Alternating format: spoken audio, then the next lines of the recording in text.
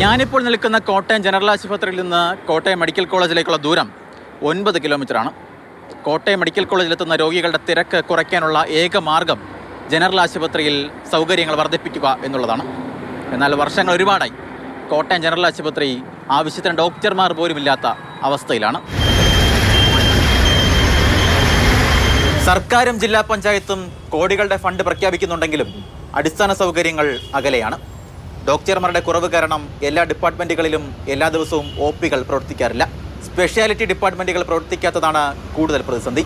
Cardio neuro OPകളുടെ സേവനം നിലച്ചിട്ട് വർഷങ്ങളായി. പല വാർഡുകളും അടച്ചുപൂട്ടി. ഇപ്പോൾ കണ്ണിൻ്റെ വാർഡ് നന്നായിട്ട് നടന്നുകൊണ്ടിരുന്നൊരു വാർഡാണ്. നല്ല ഡോക്ടർമാരുണ്ടായിരുന്നൊരു സ്ഥലമാണ്. അവിടുത്തെ എല്ലാ കെട്ടിടങ്ങളും പൊളിച്ചു കളയുകയും ഒരു പ്ലാനിങ് ഇല്ലാതെ അവിടുത്തെ മണ്ണെടുത്ത് മാറ്റുകയും ആ പുതിയ കെട്ടിടം അവിടെ ഉയരാതിരിക്കുകയും അവിടെ കൊടുത്തിട്ടുള്ള എല്ലാ സൗകര്യങ്ങളും വിനിയോഗിക്കാതിരിക്കുകയും ഒക്കെ ചെയ്യുന്ന ഒരു സംവിധാനമാണ് ജില്ലാ ആശുപത്രിയിലുള്ളത്. പുതുതായി നിർമ്മിക്കുന്ന ആശുപത്രിയുടെ 10 നില കെട്ടിടത്തിന്റെ പണികൾ ഇഴയുകയാണ്. കെട്ടിടത്തിന്റെ ജോലികളിൽ 10% പോലും പൂർത്തിയായിട്ടില്ല. മണ്ണ് നീക്കുന്നതിലെ സാങ്കേതിക പ്രശ്നമാണ് പണി തടസ്സപ്പെടാൻ കാരണം.